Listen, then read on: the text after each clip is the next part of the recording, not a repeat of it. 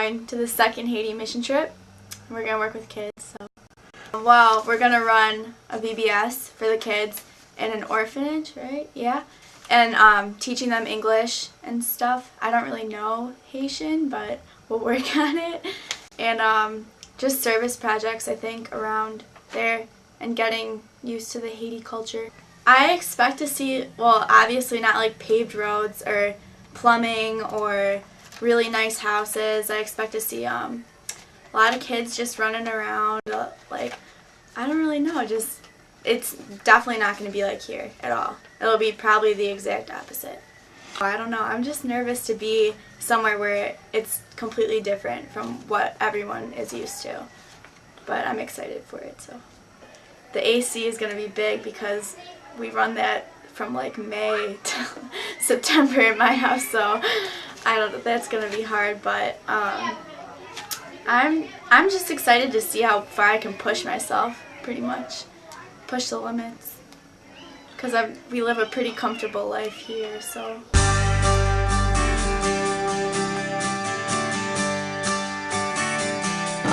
We won't look. Hi, it's Shannon. We're at the Miami airport and we're going to leave to go to Port-au-Prince airport in a little bit. It's early. It's really early. We woke up at 3. We left at 4. We got here at 4:15. Okay, we're at the airport at Port-au-Prince. And we're leaving now. Everyone packed us up in the car. There's a bunch of suitcases on the roof and in that car over there.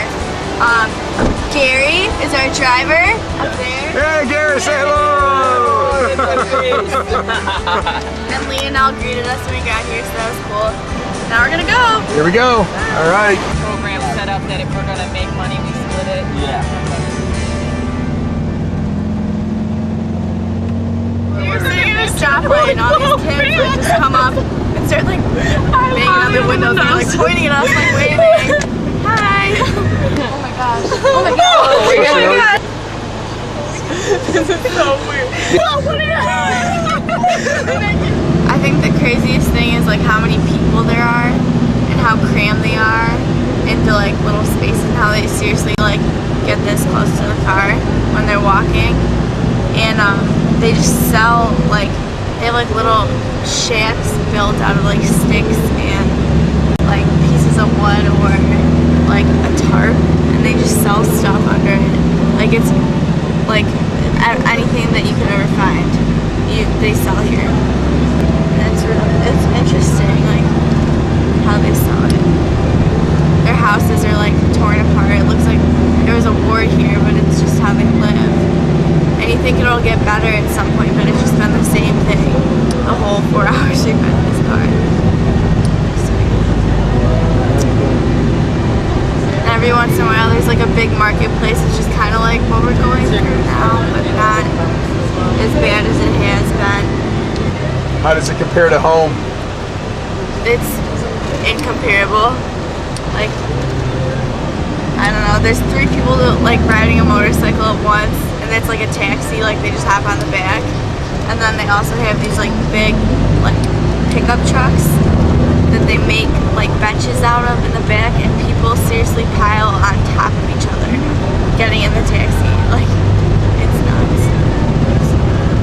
Oh, and there's lots of trash. Yeah. Everywhere. And lots of people staring at us. Yeah. But they're not staring at us because they're like mad or like, I don't know, they're interested because we're obviously very, very different from who they are.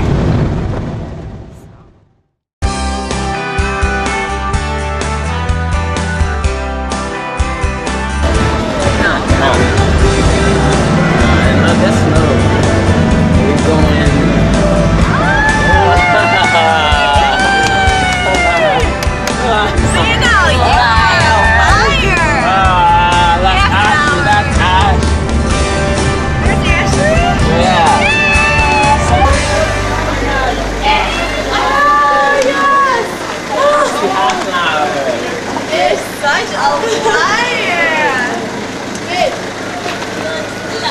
It's not here. You see that? It's called fish.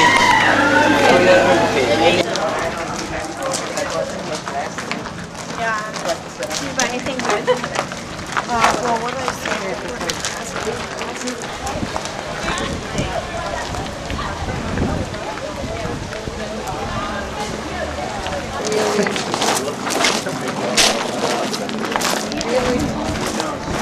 I didn't get to do that.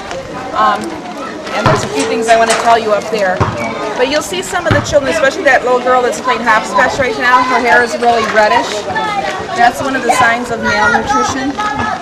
The other sign is the big pot belly. And the third sign is if you touch their hands or you hold their hands and they're cold. That's another sign of malnutrition.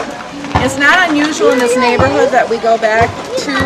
There's a lot of little children. Look, isn't she sweet? The moms will come up to you and try to give you their babies because they can't take care of them. So it's not uncommon for that to happen. You can see her big old belly button too. That happens a lot too. Probably had a home birth and they didn't quite do that quite right. So we're going to go around the corner here. Lots of kids, like everywhere. They follow us around because they think it's fun. But do you want to see yourself? We should flip it. You see? Oh, you're being recorded. Wait.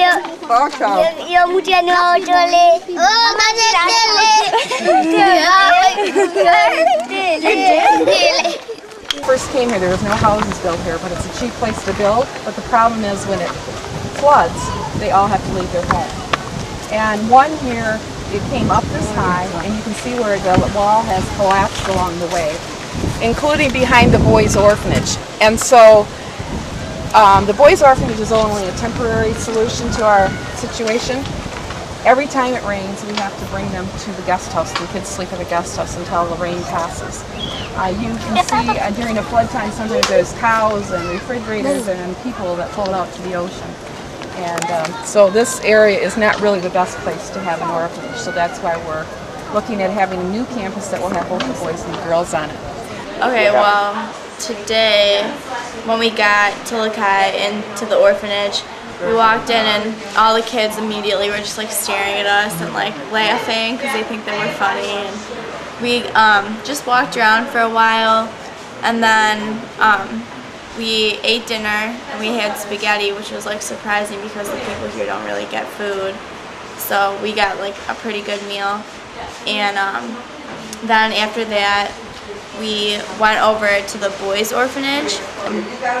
Then when we got to the boys' orphanage, we just took a tour around that, and we went back by the river where they like wash their cars, do their laundry, take their baths, like clean everything pretty much. And the water is like horrible, like really dirty. And when we were at the boys' orphanage, we just like played with them. They played with bubbles and played football. One of the girls started like playing with my hair, and it was really fun just like being with the kids. I feel tired. I'm tired, but I'm still so like excited to be here that I'm awake, you know, and I'm sticky. It's hot, but it's not that bad. Like, it's hotter in the room than it is outside because there's a nice breeze outside, so.